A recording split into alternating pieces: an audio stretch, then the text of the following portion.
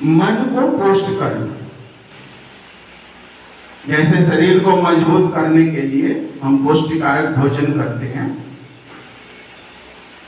ना, और उसके बारे में हम चिंतन भी करते हैं, और कुछ भी लोगों से इंफॉर्मेशन इकट्ठा करते हैं, क्या चीज खाने से शरीर ठीक रहेगा, क्या चीज खाने से हेल्दी रहेंगे हम। उसी तरह से मन के लिए भी तो है। तो मन कैसे पुष्ट होगा, मन कैसे मजबूत होगा? दूध और घी खिलाओ उसको। क्या खिलाओगे? दूध और घी खिलाओ उसको।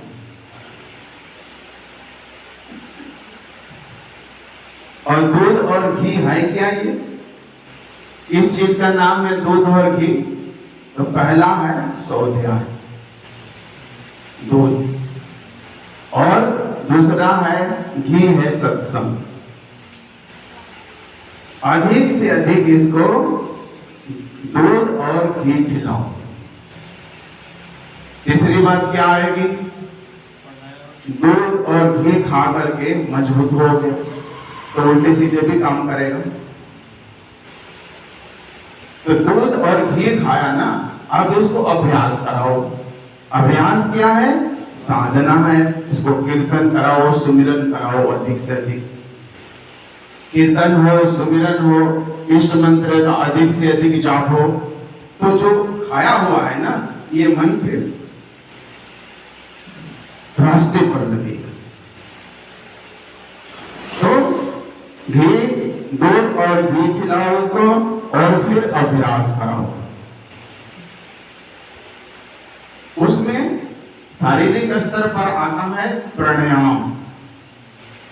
जहां हम मानसिक साधना करते हैं वहां प्राणायाम जरूरी है। योग तो कम से कम 20 साल हो गए मेरे ख्याल से। सब योग का नाम योग तो पहले ही था, शुरू से ही था, लेकिन 20 साल कम से कम हो गए जो समाज के लोगों को पता चला कि योग भी कुछ चीज है। तो योग के कौन कौन से अंग है वो भी याद है आप लोगों को? मैं फेसबुक पर भी डाला था एक दिन, उस दिन जिस दिन योग था उस दिन डाल रखा था मैंने योग के 8 अंग। क्या नाम है?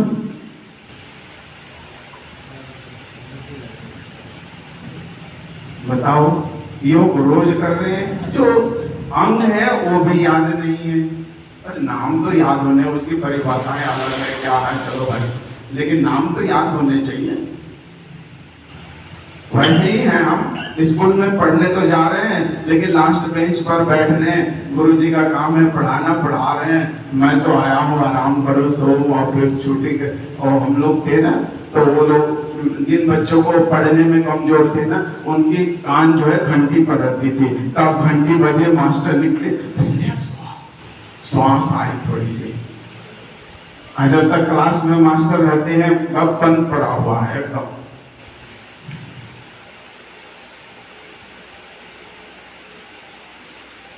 बिना करे कुछ नहीं हो, बिना करे कुछ नहीं मिलता है। आपको शारीरिक स्तर पर भी मेहनत करनी पड़ेगी और मानसिक स्तर पर भी मेहनत करनी। केवल सुन लेने से नहीं होगा। देख रहे हैं 24 घंटा कहीं ना कहीं सत्संग चल रहा है, कथा चल रहा है, सब कुछ चल रहा है और बहुत बड़े स्तर पर चल रहा है, लेकिन समाज में उसका सुधार देख रहे हैं? नहीं देख रहे हैं। इसलिए कि जैसे आपकी हालत है उनकी भी हालत वही है, यहां से सुने यहां से निकालने। तो मन को मजबूत करने में एक और कड़ी है जिसको हम कहते हैं यम और नियम। अष्टांग योग में महत्वपूर्ण अंग है यम और नियम। आप लोगों ने सुना भी होगा,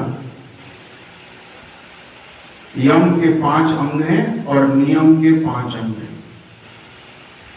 नियम ये शरीर पर लागू होता है, अपने लिए है, स्वयं के लिए है नियम। शरीर मन को कैसे शुद्ध रखेंगे, अपने विचारों को कैसे शुद्ध रखेंगे, हाँ? हमारी दिनचर्या कैसी होनी चाहिए, वो नियम होते हैं, नियम अपने लिए, एक व्यक्ति के लिए। यम आता है समाज के लिए। समाज में यम का पालन करने से समाज में एकता, पवित्रता और द्वंद्व और द्वेष भाव नहीं रहता। इसको यम बोलते हैं, जिससे संसार में, समाज में द्वेष भाव को खत्म करता है। जैसे हिंसा, अस्तेय, अपरिग्रह। अस्तेय मतलब चोरी ना करना, अपरिग्रह मतलब जरूरत से ज्यादा इकट्ठा ना करना, अहिंसा, सत्य, अस्तेय, अपरिग्रह, ये सब यम में आते हैं। जो समाज में, जिसको पालन करने से हर व्यक्ति उसका पालन करे तो समाज में शांति, सुख और शांति रहे। बोलते हैं ना कि अध्यात्म समाज के लिए क्या कर रहा है। आप अध्यात्म को पालन कर रहे हो ना, तो ये जो व्यवस्था है ना अपने आप ही ठीक हो जाएगी। लेकिन उस अध्यात्म को हम लोग समझते ही नहीं है। हम लोग सोचते हैं आंख बन लिया यही अध्यात्म है। अध्यात्म समाज की भी बात करता है, तो यम के रूप में बात कर रहा है और नियम कर रहा है एक एक व्यक्ति को ठीक करना है, एक एक व्यक्ति ठीक हो। जब एक एक व्यक्ति ठीक होगा समाज अपने आप ठीक हो जाएगा। हम लोग क्या करते हैं, समाज को सुधारने के लिए चलते हैं, अपने को सुधारना नहीं चाह रहे हैं, इसलिए आज तक समाज सुधरा नहीं। समाज सुधारक बहुत मिल जाएंगे, लेकिन देखोगे उनके अपने जीवन में ही सुधार नहीं है। तो पहले है आत्मा मोक्षार्थम जगत ही। पहले अपना, अपने लिए सोचो। हमारे पास कुछ है नहीं, हम औरों के बारे में सोच रहे हैं। जब मेरे पास ही कुछ नहीं, हम औरों के लिए क्या कर लेंगे? पहले तो हमारे पास कुछ होना चाहिए। तो यम और नियम, उसमें आसन आता है। आसन सब लोगों ने देखा ही होगा टिप्पणी। उसके बाद प्राणायाम आता है, उसके बाद प्रत्याहार आता है। प्रत्याहार हमारी साधना में कहाँ है? जहाँ शुद्धि करते हैं, मन को शुद्ध करते हैं, मन को संसार से हटाते हैं, इसको प्रत्याहार बोलते हैं। मन को संसार से हटा दिया, अपने में, इस शरीर में मन चारों तरफ घूम रहा था, उस शरीर, उस मन को मैंने वापस लाया और अब ये शरीर को, इसको बोलते हैं प्रत्याहार। धारणा, धारणा होती है जो मन को एक ही जगह पकड़ के रखना। जैसे हमारी साधना में चक्रों पर मन को एकाग्र करना, कंसंट्रेट करना। तो एक जगह मन को पकड़ के रखना, उसको धारणा। एक ही किसी कलर को देखना, एक ही रंग को देखना, दूसरा रंग उसमें शामिल ना हो, इसको धारणा। ध्यान, ध्यान तो सुना ही होगा आप लोगों ने। और अंतिम अवस्था है समाधि। ये योग की 8 तो एक चीज हमारे लिए चलती है। हमने प्राइमरी स्कूल पढ़ा नहीं, मिडिल में चले गए या हाई में सीधे चले गए तो हम पास तो हो जाएंगे, लेकिन जानकारी हमारी अधूरी रह जाएगी। हम कमजोर रह जाएंगे। तो पहला चीज है हमारा कि साधना कैसी अच्छी हो, इसके लिए है चिंतन करना। क्या चिंतन करना? क्या हम गुरु के नियम पर चल रहे हैं? क्या हम बताए हुए गुरु के नियमों को पालन कर रहे हैं? और पालन कर रहे हैं तो कितना कर रहे हैं? आत्मचिंतन इसको बोलते हैं। यहां से हमारी शुरुआत हो। हम केवल उस बात पर ध्यान दे रहे हैं कि मन नहीं लग रहा है, मन नहीं लग रहा है, सुमिरन ठीक नहीं हो रहा। सुमिरन क्यों नहीं हो रहा, उसके विषय में हम नहीं सोच रहे। क्या मन मजबूत नहीं है इसलिए नहीं हो रहा? और मन मजबूत इसलिए नहीं है क्योंकि हम मन को खुराक नहीं दे रहे। जो खुराक देना चाहिए मन को, हम मन को खुराक नहीं दे रहे। तो जब मन को खुराक आप नहीं देंगे तो मन क्या हो जाएगा, मन कमजोर रहेगा और उस मन से फिर साधना नहीं। हम संसार की चिंता यूं करने लगते हैं, उसके लिए हम सोचते नहीं है, प्लानिंग नहीं बना रहे, जहां बैठे वहीं शुरू हो गया, जहां बैठे वहीं संसार की चर्चा शुरू होती है, अन्यास होती है। कोई प्लानिंग नहीं था, किसी के घर में चले गए वहां भी संसार की चिंता, कोई मित्र मेरे घर आ गया वहां भी संसार की चिंता। तो ये माया क्या है? माया को कहा गया है तमोगुणी, जिसको कहा जाता है अविद्या। माया वह है जो आपको ईश्वर से दूर लेकर के चले। बहुत साधारण सी उसमें बता रहा हूं। माया वह है जो आपको ईश्वर से दूर हटा ले जाए। अविद्या, विद्या मतलब ज्ञान, अविद्या मतलब अज्ञान, वो अज्ञानता की तरफ ले जाती है, अंधकार में ले जाती है। बोलिए यही सत्य है, जो देख रहे हो ना यही सत्य है, ये माया का काम है। जो देख रहे हो यही सत्य है, जो सुन रहे हो वही सत्य है। तो जो देख रहे हो, जो सुन रहे हो ये सत्य है, ये कौन बता रहा? ईश्वर नहीं बता रहे, गुरु नहीं बता रहे, ये कौन बता रही है? अज्ञानता। आपके अंदर ही एक गुरु बैठा हुआ है, दो गुरु बैठे हैं आपके अंदर। एक गुरु ज्ञान रूपी है जो अंदर प्रकाश कर रहे हैं, और दूसरा गुरु वो है जो अंधकार की तरफ ले जा रहे हैं। आपके ही मन के दो भाग हैं, आपके मन के दो भाग हो गए। अब जिस मन को आप पुष्ट करोगे वो मन पुष्ट होगा। जिसको आप अधिक खुराक दे रहे हो, रात दिन संसार का चिंतन कर रहे हो, तो जो तमोगुणी मन है वो पुष्ट हो रहा है, मजबूत हो रहा है, हटा करता हो। और जिस मन से आप भजन करते हो, विद्या रूपी मन से भजन कर रहे हो, उसको खुराक नहीं मिल रहा है, या मिल रहा है तो 24 घंटे में आती 15-20 मिनट दे दी, वो क्या हो रहा है? वो कमजोर हो रहा है। लोग बोलते हैं ना समाज में, आप लोग भी बोलते हो कि आजकल छल कपट झूठ बेईमानी बहुत ज्यादा हो रहा है। क्यों हो रहा है? इसलिए हो रहा है कि वो आत्म प्रधान नहीं हो रहा है, वो मन प्रधान हो। आत्मा उसकी कमजोर हो गई, सत्य बोलने की हिम्मत नहीं है उसमें। और सत्य कहां से निकलता है? आत्मा से। आत्मा कमजोर हो चुकी, क्योंकि आत्मा को खुराक नहीं मिल रहा। झूठ बोलने के लिए, छल कपट करने के लिए मन काफी है, मन तो ऐसे पहले से मजबूत है। जो हम लोगों का निर्माण हुआ है वो सृष्टि से निर्माण हुआ है, और सृष्टि 3 शक्तियों से बनी है, तमोगुण, रजोगुण और सतोगुण। 3 शक्ति बराबर बराबर है। लेकिन जब से हम लोग पैदा हुए, तमोगुणी शक्ति हमारी अपने आप बढ़ती जाती है, क्योंकि घर में, परिवार में, जिसमें भी हम पैदा हुए वहां तमोगुणी माहौल मिलता है, तमोगुणी या रजोगुणी मिलता है। उसके लिए हमें किसी गुरु के जाने की जरूरत नहीं पड़ी, घर में ही उसको दूध और घी मिल रहा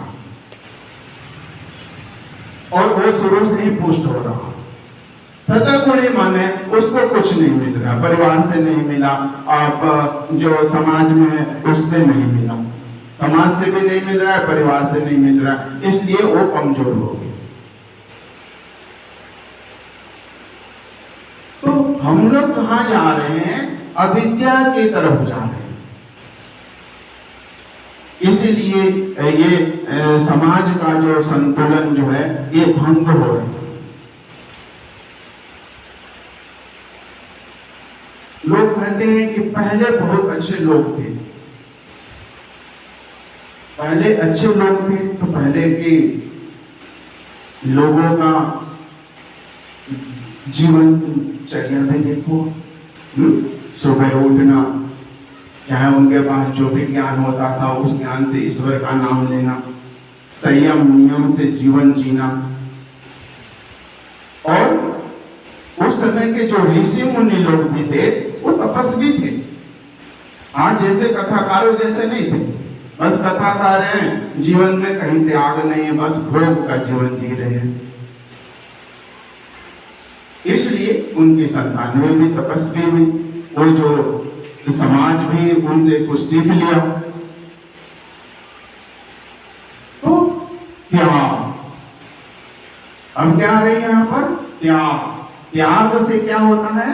मन वरिष्ठ होता है। इसीलिए नियम में क्या गया है? शौच, संतोष, तप, स्वाध्याय, ईश्वर प्रेम। इसमें शौच, संतोष, तप भी आता है। तप का मतलब क्या होता है? तप का मतलब है जो हमारे जीवन का लक्ष्य है, उस लक्ष्य को पाने के लिए कुछ भी कष्ट हमें झेलना पड़े, उसके लिए मैं तैयार हूं, उसको बोलते हैं तप। अपने जीवन के लक्ष्य को प्राप्त करने के लिए कष्ट सहना, उसको बोलते हैं तप। क्या हम लोगों के जीवन में तप है? तप से भी मन मजबूत हो। ये देखे हैं कि खास करके समाज में देखे हैं व्रत करते हैं। व्रत का क्या उद्देश्य है? व्रत का उद्देश्य है मन को मजबूत करना, कि आज 5 बजे से 5 बजे तक हमें कुछ भी नहीं लेना, चाहे भूख लगे चाहे कुछ भी लगे, मन को नियंत्रित करके रखना। लेकिन हम लोगों ने भी उसका भी काट निकाल लिया। नहीं, रोटी तो नहीं खा सकते हैं, चाय पी सकते हैं। नहीं, वो तो है कि बेसन का लड्डू नहीं खा सकते हैं, मावे का तो खा सकते हैं। मतलब हर जगह हम चला के लगा दिए, जिसकी वजह क्या हुआ? हम आज भी वही बैठे हुए, कोई हमारे में परिवर्तन नहीं। उपवास इसलिए बनाया गया है, शरीर को तपाने के लिए, मन को तपाने के लिए, कि आज ये खाली रहे, सूखे, तो इससे जब सूखेगा ये तो स्वस्थ रहेगा, इसमें कुछ बीमारी पड़ रही है और वो ठीक होगी, मन मजबूत होगा। लेकिन हम तो स्वयं का ही गुरु है ना। जब स्वयं का गुरु हो जाता है ना, कहते हैं ना कि परिवार में जब सब गुरु हो जाए ना, सब ज्ञान देने लगे, कोई परिवार फिर नहीं चलता। परिवार में सब ज्ञान देने लग जाए तो फिर नहीं चलता। हम लोगों की कमजोरी क्या? हम लोग स्वयं गुरु बन जाते हैं और कुछ ना कुछ हम उसका काट निकाल लेते हैं। शॉर्टकट रास्ता नहीं है यहाँ कहीं भी। क्या है? संसार का रास्ता ले लो, संसार में तो थोड़ा चल जाता है अंडर दी टेबल, थोड़ा सा रिश्वत लेके चल जाता है, यहाँ चल जाता है कुछ शॉर्टकट भी रास्ता चल, लेकिन वहां शॉर्टकट रास्ता नहीं चलता। हिमालय पर चढ़ना है ना, तो आप सीढ़ी नहीं लगा सकते। सीढ़ी लगा के हम हिमालय पर नहीं पहुंच सकते। हिमालय पर चढ़ना है तो सबसे पहले क्या होना चाहिए? मरने का भय। पहली चीज, मर भी जाओ तो कोई बात नहीं, वो तो चढ़ जाएगा। और पहले ही धुम हो रहा है, घर भी वापस जाना, तो घर ही चले जाओ ना, क्यों परेशान हो रहे हो चढ़ने के लिए? तो हिमालय पर चढ़ना है, हम लेके चल रहे हैं सीढ़ी, सीढ़ी से हिमालय पर चढ़ा जाए। वहां तो पहले मरने का भय खत्म कर दो। जो मृत्यु को जीत लिया वो सबको जीत लिया। यहाँ मृत्यु को जीतना, माया को जीतना। आप तो माया से क्या कर रहे हो? गले में गले लगा के चलो चलो, हम तो तुम्हारे साथ हैं। ये रास्ता अलग का है। हम माया से गले में गला हाथ डाल के चलते हैं।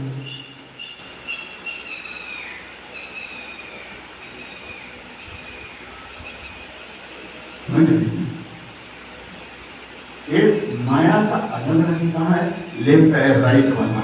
एक लेफ्ट को रास्ता जा रहा है, एक राइट को जा रहा है। माया चाहिए ठीक है, मित्रता मत करो ना उससे। बहुत एक बात बताऊं, मोटी मोटी बातें आप लोगों को समझ में आती है। दुकान में जाते हो ना, सामान लेते हो ना, दुकानदार से मित्रता करते हो क्या? दुकान में सामान ले लिए मित्रता करते हैं क्या? नहीं करते हैं। उसी तरह से माया के साथ रहिए, माया के साथ रहिए। माया से जो काम लेना है, मित्रता क्यों कर रहे हैं? हम लोग मित्रता कर देते हैं माया के साथ, कोई हमारे दुख का कारण है। माया के साथ मित्रता नहीं। वैसे ही व्यवहार जैसे एक दुकानदार के साथ हमारा और दुकानदार का सामान लिया और कोई मतलब नहीं हुआ, पैसा दिया, खत्म। हम लोग माया से मित्रता करते हैं। तो मुख्य चीज क्या है यहाँ? मन को बलिष्ठ करना। माया मरी न मन मरा, मर मर गया शरीर, आशा तृष्णा ना मरी, एवं कहा गया। तृष्णा, तृष्णा है ना, इच्छाएं, अधिक से अधिक मुझे मिले, इसी से तो परेशान है। अधिक से अधिक मिले, हाँ? और लेके कितना जाना है यहां से? इसका तो ज्ञान है कुछ नहीं, लेकिन फिर भी हम इकट्ठे किए जा रहे हैं। तो माया को अधीन शक्ति, माया हमारे अधीन रहे। ये संसार की जो क्रिया होता है, ये संसार की क्रिया कौन करती है? बोलते हैं ना ईश्वर करते हैं। ईश्वर नहीं करते हैं। ईश्वर की एक शक्ति है जिसको हम लोग माया कहते हैं। ये पैदा होना, ये मरना, संसार की सारी क्रियाएं, ये माया करती है। उनकी शक्ति है, कार्य करने की शक्ति है, जिसको हम लोग माया कहते हैं।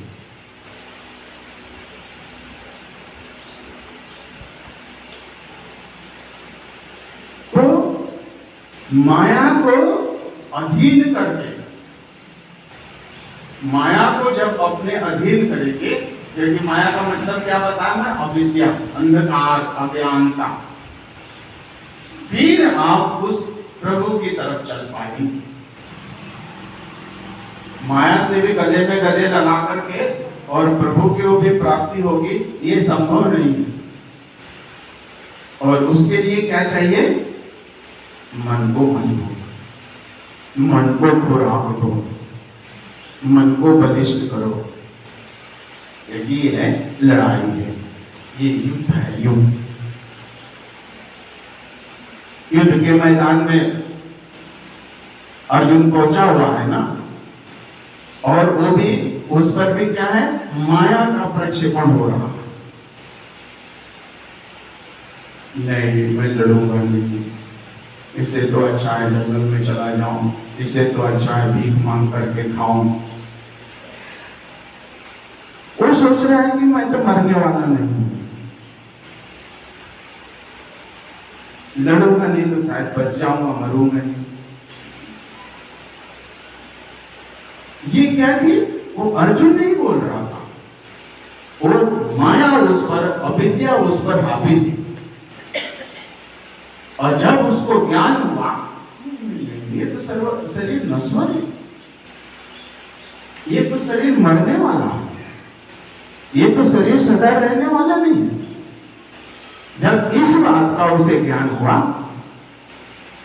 फिर हाथ खड़ा कर दिया, हे प्रभु, जो आप कहोगे मैं शरणागत हूं, जो आपकी आज्ञा है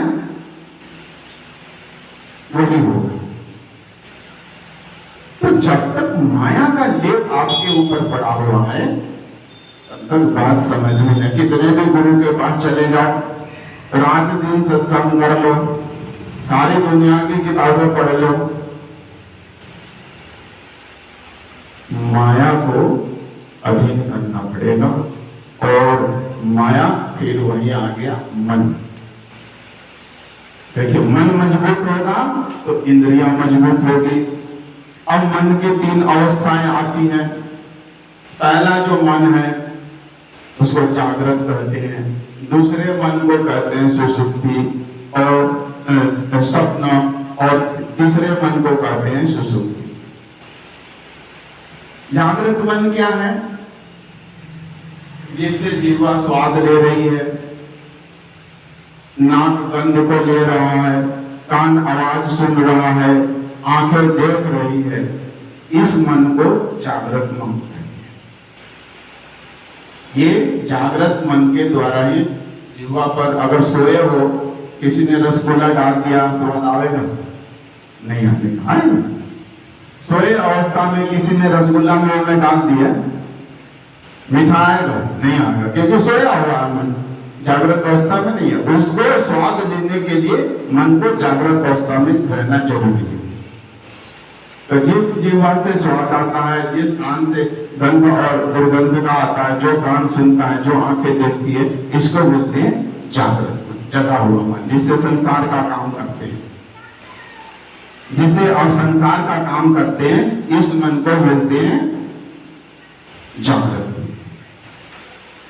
और दूसरी अवस्था है स्वप्न। स्वप्न वो अवस्था है जो दिन भर हम कार्य करते हैं, यह हमने 50 साल पहले किया था, यह हमने 2-4 जन्मों पहले किया था। निद्रा अवस्था में वो स्मृति हमारे मन में आ जाती है।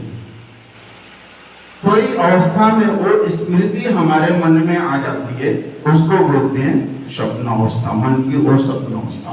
इसलिए देखेंगे हमने कुछ नहीं सोचा ऐसा, लेकिन सपने में कुछ उल्टे सीधे देख रहे हैं, और बहुत पहले कई जन्मों की स्मृति आ गई, मन ने पकड़ लिया उसे। सुषुप्ति अवस्था क्या है? जहां मन न तो जागृत में है, न स्वप्न में है, सुषुप्ति, यानी कि मन का कार्य खत्म हो चुका है, मन का काम खत्म है। ये जो सुषुप्ति अवस्था है मन का, इससे भजन होता है। पहली अवस्था जो मन की है जागृत, इससे संसार का कार्य होता है। और तीसरी अवस्था जो मन की है सुषुप्ति, इससे भजन होता है। तो मन को भजन करना है तो आपको मन को तीसरी अवस्था में लेना, जहां मन नहीं है, मन है नहीं, मन डाइल्यूट हो चुका है। वो क्या है? वो आत्म अवस्था में है, वो व्यक्ति अब आत्म प्रधान हो रहा है, मन उसका कदम वाला। इसीलिए कुछ लोग पूछते हैं क्या ध्यान में ऐसा होता है? ध्यान में मन थोड़ी है जो बता देगा कि ध्यान में क्या हो रहा है।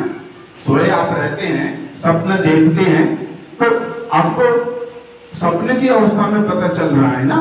कभी कभी सपनों को भूल जाते हैं, जगह और खत्म हो गए, वो मन नहीं है ना। और मन है तो क्या है? निद्रा अवस्था में मन आधा सोया हुआ है और आधा जगा हुआ है, इसलिए उसको भ्रम की अवस्था भी बोलते हैं। दर्शन में उसको भ्रम की अवस्था बोलते हैं, जहां मन भ्रम की अवस्था में है। तो सुषुप्ति में क्या है? आपका भजन चल रहा है, लेकिन कौन भजन कर रहा है इसका बोध नहीं है आपको। भजन कौन कर रहा है इसका बोध नहीं है, बोध खत्म हो गया, क्योंकि मन है नहीं। बताएगा कौन? भजन हो रहा है नहीं हो रहा है, कौन बताएगा? इसलिए उसको आनंद की अवस्था कही गई है। अब ये आनंद आता कैसे, ये मालूम होता कैसे? जब वह व्यक्ति जागृत अवस्था में आता है, जब वह व्यक्ति फिर जागृत अवस्था में जब उसका मन आता है, फिर उसे पता चलता है कि मेरे साथ कोई घटना घटी। उस समय कुछ नहीं पता, क्योंकि वह मन नहीं है, मन खत्म हो रहा है। उस समय पता चलता है जब फिर वापस आता है। जैसे सपना देख रहे थे तो आपका कुछ नहीं है, जब देखा अरे मैं तो सपना देख रहा था। उसी तरह से इसमें भी है, जब आप भजन से उठेंगे, उस अवस्था में आएंगे, जागृत अवस्था में, अगर आपकी भजन सही हुआ है, मन एकाग्र हुआ है, मन संसार से परे चला गया है, संसार का बोध नहीं रहा है, तो संसार का बोध आपका बिल्कुल खत्म हो गया है, तो जब आप सही अवस्था में आएंगे तो आपका शरीर बताएगा, आपका शरीर बताएगा कि हाँ कुछ हुआ है। उस समय नहीं पता चलती। शरीर के बोध से मन उसमें टटोलेगापन, मेरे साथ क्या क्या हुआ, और सारी उसको स्मृति बोलते, जो जो घटना घटी थी मन उसको लेके आएगा, फिर वापस लेके आएगा, स्मृति में लाएगा, हाँ ऐसा ऐसा हुआ, फिर उसको आनंद। उस समय तो था ही नहीं।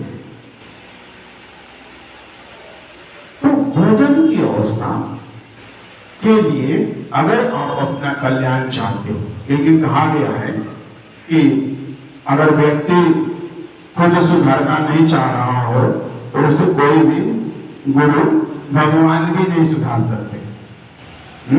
अगर खुद व्यक्ति नहीं सुधरना चाह रहा हो तो कहते हैं उसे भगवान भी सुधार नहीं सकते। और उदाहरण क्या देते हैं, उसका देते हैं, किसका? दुर्योधन। अर्जुन और दुर्योधन दोनों मित्र थे, दोनों भाई थे, लेकिन अर्जुन नहीं सीखना चाहा तो नहीं सीखना चाहा, बोले नहीं ऐसे क्या सीखना, ये बहुरिया ऐसे क्या सीखना, तो नहीं सीख, तो भगवान भी नहीं सिखा सकते। अगर कोई नहीं सीखना चाह रहा हो तो गुरु तो क्या है बोलते हैं, भगवान भी नहीं सिखा सकते। जहां चाह वहां राह। आपके अंदर पहले चाह हो तभी गुरु मार्गदर्शन कर सकते हैं। आपके अंदर चाह नहीं है तो गुरु कुछ नहीं कर सकते। आप जैसे हो वैसे ही रहो। और चाह कब होगी? जब माया का पर्दा,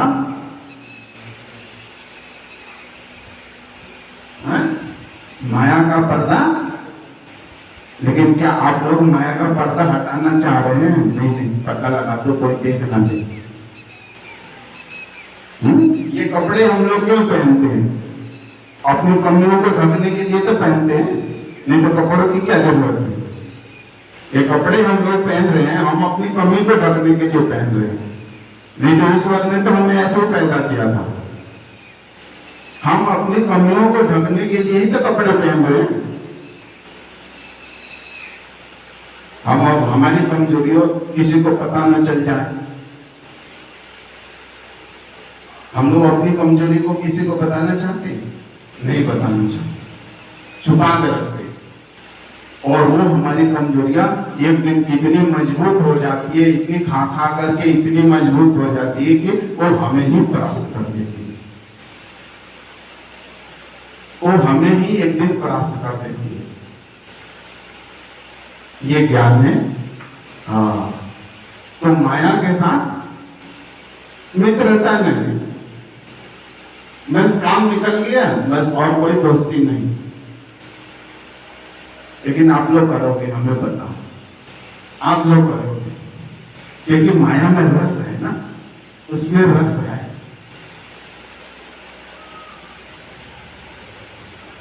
और रस जो होता है, जहां मीठा होता है ना, मक्खी देखो कितना भी मारो वो मर जाएगी, लेकिन मीठे से भागेगी नहीं।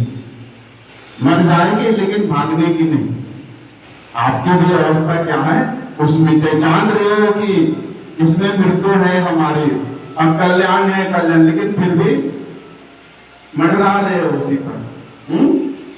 रात में देखे हो बल्ब पर पतंगे, पतंगे को देखे ना, उस रोशनी को पाने के लिए, उस चमक को पाने के लिए पतंगा जान तक दे देता है, अपने प्राणों का न्यौछावर कर देता है। ये है प्रभु की भक्ति। उस प्रकाश को पाने के लिए अपने प्राणों का भी न्यौछावर कर देता है। उसके बदले में क्या मिलता है? बस उससे प्रकाश मिलता है और कुछ नहीं। ये है भक्ति, ये है भक्ति। एक मक्खी तो मीठा खा करके मस्त है, और एक पतंगा वो है जो है उस चमक को पाने के लिए अपने प्राणों का न्यौछावर कर देता है।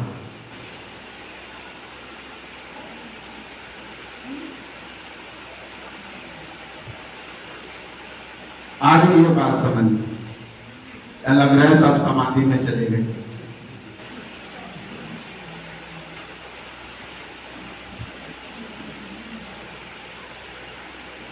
आ रही है, लेकिन क्या करें, मजबूरी है।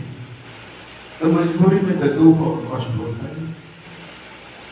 जहां मजबूरी है ना, वहां दुख और कष्ट माया पीछा ना छोड़ती है। बोले कि हमारे साथ रहोगे, हमारे खाते हो, हमारे पीते हो और दोस्ती नहीं करोगे, ऐसा चलेगा क्या?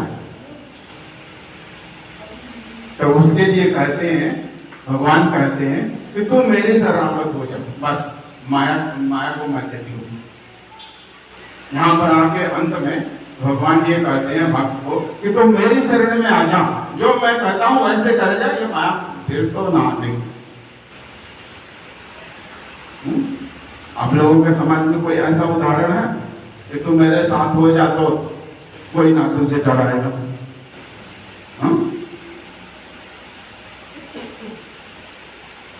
देवी ऐसा गुणमयी मम माया दुरते मामीव प्रपदन्ते माया में ताम करती थे। भगवान कहते हैं कि ये माया जो है ना, अरे मेरी शक्ति तो है, मेरी अर्धांगिनी है वो। माया जो है मेरी अर्धांगिनी है, और जब तक मैं कहता नहीं हूं कुछ, माया कुछ करती नहीं है। इसलिए माया से बचना है तो मेरी शरण में आ।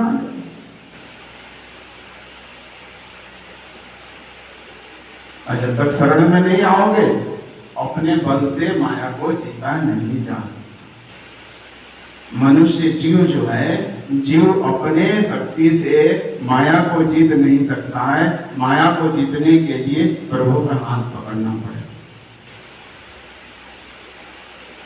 और प्रभु हाथ का पकड़ेंगे जब आपके अंदर शुद्धता होगी, आपके अंदर से भय भागेगा। तुलसीदास जी कहते हैं, निर्मल मन जन सो मोहि पावा, मही कपट छल छोकर न भाव। कहते हैं कि जो निर्मल होता है उसको ही मैं मिलता हूं, जो त्यागी होता है, जो तपस्वी होता है, उसको भी मैं मिलता हूं। मैं लोभी और लालची को नहीं मिलता हूं।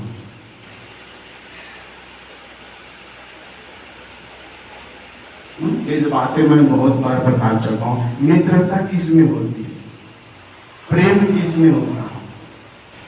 जहां छल कपट हो प्रेम होगा? इसका तो अनुभव होगा संसार का आप लोगों को। प्रेम उसी समय होता है जहां दो व्यक्ति की मन की अवस्था एक जैसी हो। दो हैं लेकिन मन क्या है? एक है, वहां प्रेम होगा।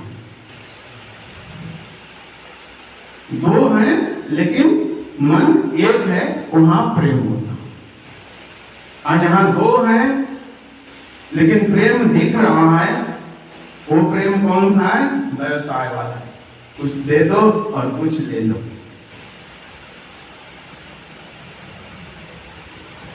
किसी ने कहा है कि ये शादी है ना, शादी विवाह एक जुए जैसा है। अगर ठीक जगह लग गया तो मौज मस्ती, और नहीं ठीक जगह लगा तो फिर नरक का रास्ता खुला हुआ है। वहीं से नरक का रास्ता खुल जाता है। तो अपने अपने अनुभव होते हैं। ये शादी विवाह क्या है? जुए जैसा। ठीक ठाक बैठ गया, लग गया तो मजा आ गया, और नहीं कहीं इधर उधर हुआ तो फिर कहते हैं नरक का द्वार भी वहीं से खुलता है। तो जिसको आप अच्छा समझ रहे हैं, जिसको चल रहे हैं, हर जगह तो दांव खेलना है ना। संसार में आप दांव खेलने से चूकते नहीं हो। एक में हार गई फिर दांव खेल रहे हो, एक में हार गई फिर दांव खेल रहे हो। जब प्रभु की बारी आती है दांव खेलने को, ना अभी समय नहीं हो। अरे अभी बेटे ने क्या देखा? अभी बेटे ने तो कुछ देखा ही नहीं। अभी बेटी ने क्या देखा? अभी बेटी ने तो कुछ देखा ही नहीं है। इतनी जल्दी दांव खेलना तो समय है। और समय रहते हुए क्या होता है? दांव भी खेला नहीं और राम नाम। यहाँ भी दांव खेलना है। संसार में दांव आप बहुत खेल चुके हो अभी तक। यहाँ भी दांव खेलना है, और वो दांव क्या खेलना है? वही वाली है, बस समर्पण कर दो। जो होना होगा वो तो होगा ही।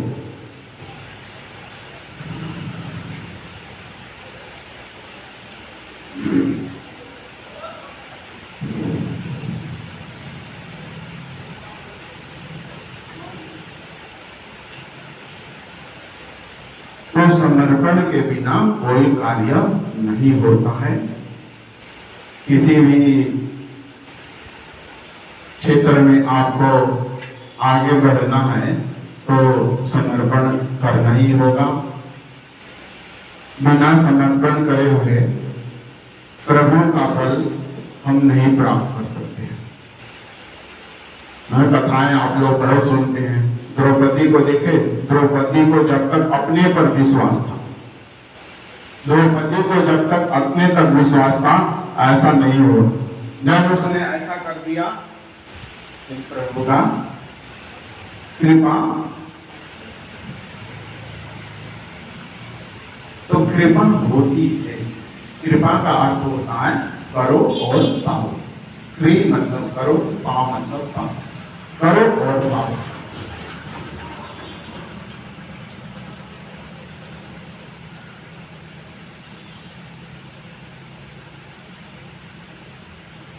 तो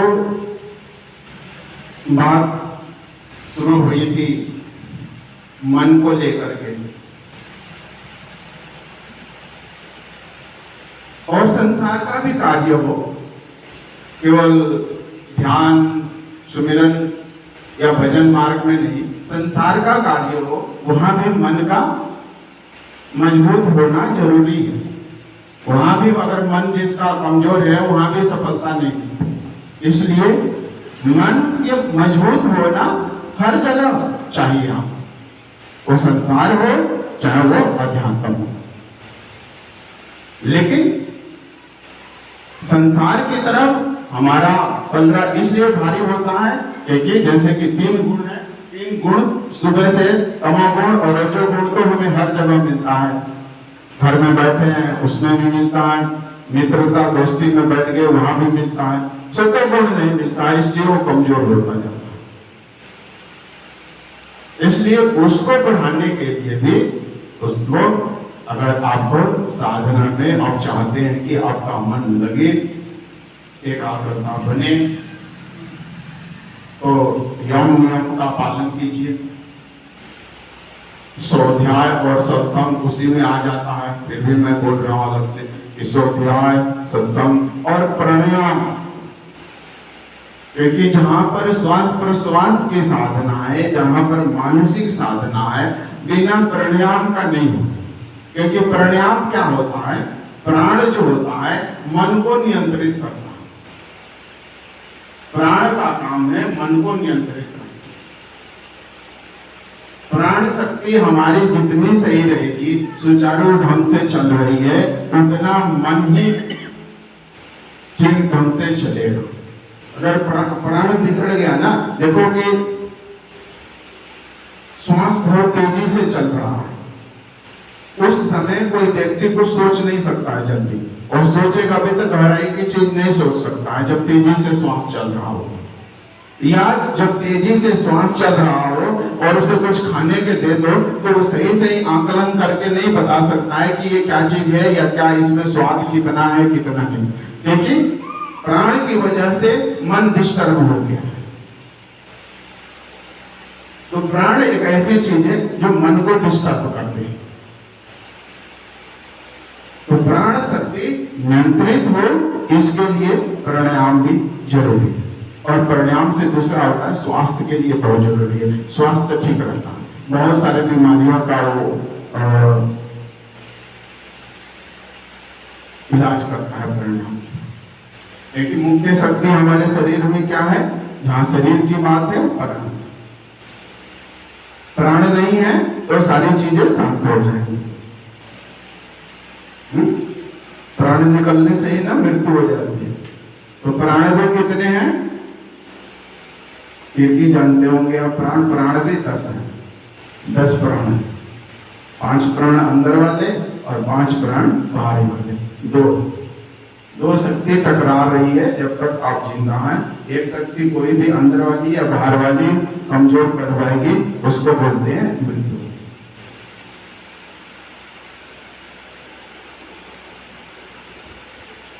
तो आप लोग क्या कर रहे हैं? मन को मजबूत करेंगे या तन को? मन को मजबूत करेंगे या तन को? कह लो कुछ भी, लेकिन करना तो अपना ही है। मैंने हम तो करेंगे अपना ही, चाहे कुछ भी कह लो। तो एक बात ये भी याद रखिए, आप जो करोगे ना, फल भी आपको ही मिलेगा, मुझे नहीं मिलेगा। उसका स्वाद भी आप ही चखोगे, मैं नहीं चखूंगा। अहम करता फल साक्षी भोगता, जो करता है फल भी वही भोगता। इसलिए फल भोगने के लिए भी मन को तैयार करके रखो कि कब पैसा पलट जाए। अभी है, दूसरे पल में क्या हो गया, पल का नहीं ठिकाना। यहाँ पल पल का ठिकाना नहीं है। तो उस दृश्य को, उस घटना को भी सहन करने के लिए शक्ति अध्यात्म देता है। इसलिए अध्यात्म आपको हर तरफ से आपकी रक्षा करता है। क्योंकि जो जान गया है कि माया का कार्य है, माया का, वो तो घटनाएं घटती रहती है, उसको प्रभाव नहीं पड़ता, घट रही है, उसे पता है कि घट रही है, घटती रहेगी। आए हैं सो जाएंगे, राजा रंग फकीर, एक सिंहासन चली चले, एक बधे जंजीर। जो बधे हैं वो भी जाएंगे और जो छोटे हैं वो भी जाएंगे, लेकिन जो छोटे हैं वो हंस हंस के जाएंगे, और जो बधे हैं, अरे मेरे बेटा का क्या होगा, मेरी बेटी का क्या होगा, मेरी पत्नी का क्या होगा, मेरी पति का क्या होगा, मेरे संगे संबंधियों का क्या होगा। बधे हुए रोते हुए जाएंगे, और जो नहीं बधे हुए हैं, चलो आएगा बुलावा तो जाना पड़ेगा। तैयारी, ये इसको बोलते हैं ना, गीता में 2 शब्द है, कुरुक्षेत्र और धर्म क्षेत्र। कुरुक्षेत्र और धर्म क्षेत्र 2 शब्द हैं। कुरुक्षेत्र मतलब ये संसार कुरुक्षेत्र है, और कुरुक्षेत्र में आप चाहते हैं कि शांति से बैठो। कुरुक्षेत्र शांति से बैठने के लिए नहीं है, लड़ाई करने के लिए। ये कृष्ण अर्जुन को समझा रहे हैं, ये कुरुक्षेत्र है। और एक है धर्म क्षेत्र। धर्म क्षेत्र कहाँ? अंदर है। संसार आपके बस में नहीं है कि संसार कैसे चले और कैसे नहीं चले। संसार कैसे चले और कैसे नहीं चले ये आपके बस में नहीं है, लेकिन आप कैसे चलोगे ये आपके बस में है, जिस पर आप चिंतन नहीं करते हो। सुबह से शाम तक जो आपके बस में नहीं है, जिसको चलाना, उस पर तो आप सुबह से शाम तक चर्चा हो रही है, ऐसा होना चाहिए, वैसा होना चाहिए, जो आपके बस में नहीं है। कभी चला था ना, कभी चलेगा संसार। जो आपके बस में है, जो आपके अनुसार चल सकता है, उस पर कोई चर्चा नहीं हो रही। दुख का कारण तो यही है ना, जो काम हमें करना चाहिए वो हम नहीं कर रहे, और जो नहीं करना चाहिए उस समय उछल उछल के, मेढक जैसे उछल उछल के उसमें हम भाग ले रहे हैं। संसार आपके किसी के बस में, कितने अवतार आए और कितने गए, किसी से क्या कर लिया किसी ने। हाँ, अपने को चाहो तो लोहे से सोना और सोने से हीरा बना सकते हो। इसको तपा तपा के आप हीरा बना सकते। संसार आपको पसंद नहीं।